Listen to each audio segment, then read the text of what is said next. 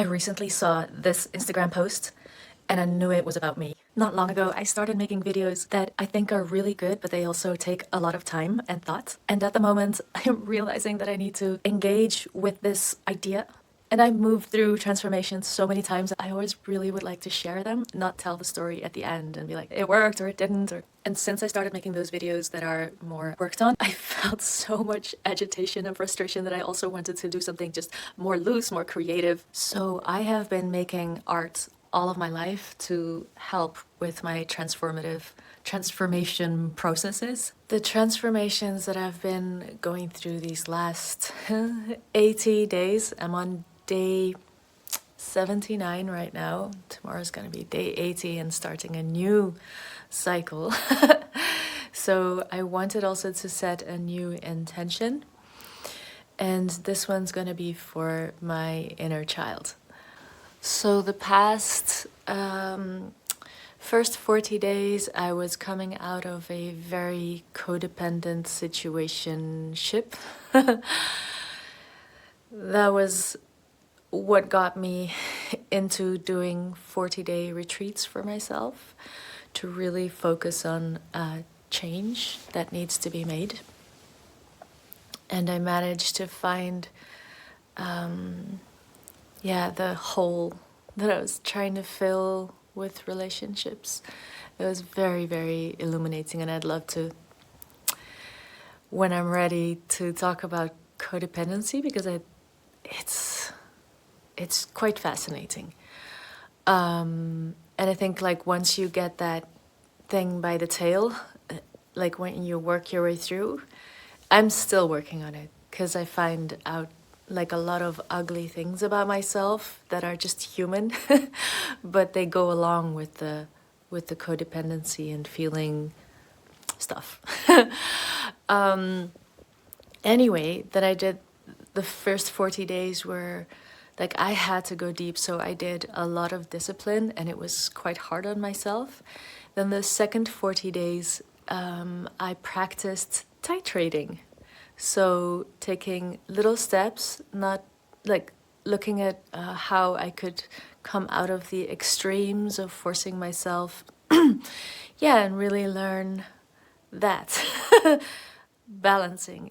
And it was seriously because I had done all the discipline from before the first 40 days, it was something that I could manage.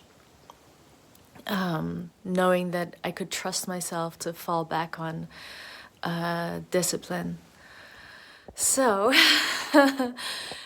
now I'm basically starting the third 40 days. And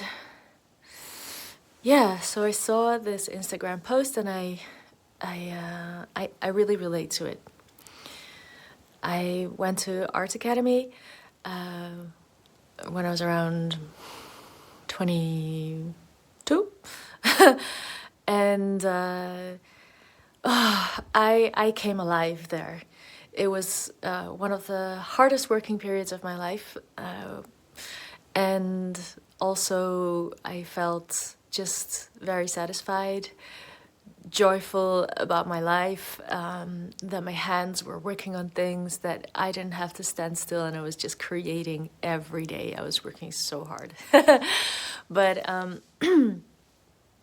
now I've spent a lot of time on my own. I haven't like worked a job.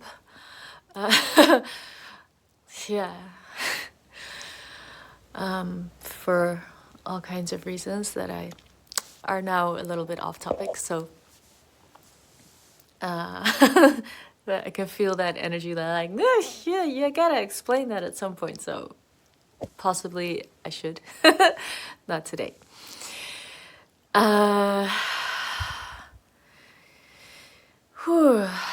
So where all this creativity is coming from is just genuinely out from me, but it has always been related to that I was trying to survive, that I was trying to deal with my situation, feeling psychologically stuck or narrowed, and just noticing how I was physically living and all the symptoms of. So basically, what do I want to say? Life felt really hard. I now, it's now been, I'm 43, so basically I've lived in the Netherlands for 26 years. I've been an adult for God knows how long, but only these last 80 days, when I started also doing emotional release work, just in that first 40 days of discipline, that's how I actually started to manage where the codependency was like hooking, like how the pattern came about has so much to do with emotions, like stuck emotions. But anyway, what am I trying to say? Yeah, that I have been working artwork in order to be able to like deal with emotions that were just so much, I don't know. So I only just recently found how I could go into emotions and release them straight, like directly, and not have to paint or, I don't know. But actually, these last 11 days were much harder. I did meet the person that I had a situationship with, and that kind of was hard. And then, but I was really good. I have recently started learning about boundaries. I want to talk about that, but not today. And I did really well, so I was like, yay, me.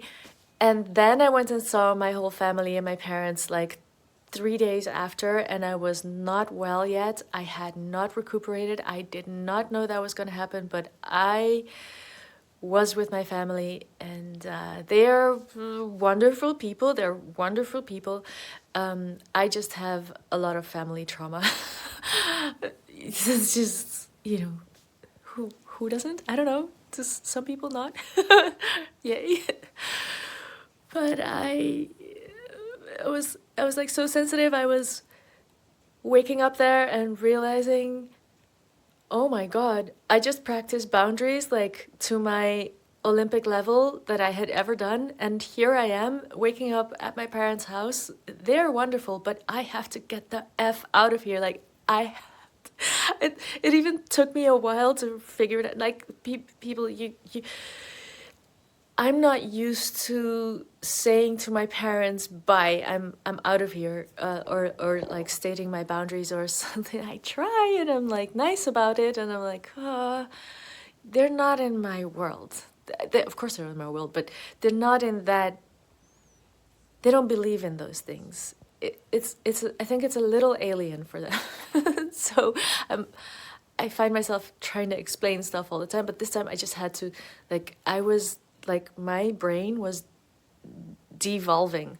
It was, I was not able to, I knew if I didn't get out of there like straight away, excuse me, like gas coming up. The volcano is still there. All right. If I did not get out of there, like have my senses, like my goal out, move, Joan, move, get out of here. Just, I literally put on clothes over my pajama. Did not drink anything, just got into the car. Said bye to my dad. I think I said bye to my mom and dad like 5 times. I was so, I don't want to make them feel like they're not good enough. I know that's weird. There's something not okay about that. Something like parentification, I don't know. But I got out. And I came home, and that's 1 week ago. And then I just struggled to know where my boundaries are, who I am, if I can even do this. And yeah, I was still on my 40-day retreat, but I was like, I'm titrating, so I'm gonna go with what is best now. I know I can't like pull myself too tight, because that's actually how things don't work.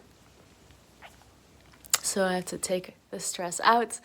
I have to look at the parts of me that are coming up that just feel like they're impossible to be present, that they're not okay, or I'm not okay, or things, I don't know, it's very confusing. So I'm trying to consolidate all the parts of me, and I'm like also just feeling like I'm failing miserably. So yeah, I have my go-to remedy when it just gets too much, and I kind of clock out for days, and then yeah, then then I started rearranging my whole house, and then I started making art, and then I was like, I was pretty happy with my go-to situation, and the child in me was like having moments that I could play. Yeah, but when I was like sobering from my go-to thing, it was also good. It was also transformative. I could sit on the couch, I remember, and realize that I can be in my own house, and I can change the furniture. Something that really wasn't part of my life growing up. It was just like, there's the stuff. It must last forever. We don't buy things. If you want a thing, figure out how to make it. Beauty is not a real thing. Functionality is a thing. I don't know. So just being able to clean out my house, put all these decorations up, and so I've put up this curtains in my living room as a divider. I just wanted to test it out. I really like it, and I got myself. How do I do this? That's like to put a green screen or a white screen on there, so that I can do some like modeling, experimenting, and also maybe have some fun with a green screen. It was like my promise to my inner child to try things that make me happy, because I come from in the past it was like not done. It's like not like anybody told me like I'm not allowed to do that, but every time I would think of something that would be fun, I think I just got really scared of all the criticism that I would get. And there was a lot of criticism, but I think I might be the kind of person that takes that even more harshly. So anyway, anyway.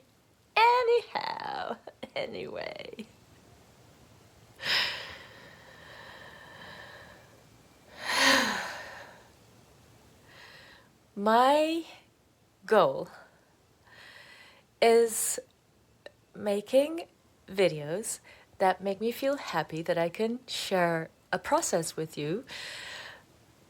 And my goal for myself is that my creative inner child gets to play.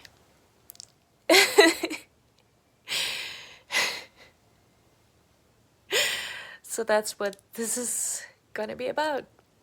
And yeah, it's really cool that you're on this journey with me, and I hope you enjoy it.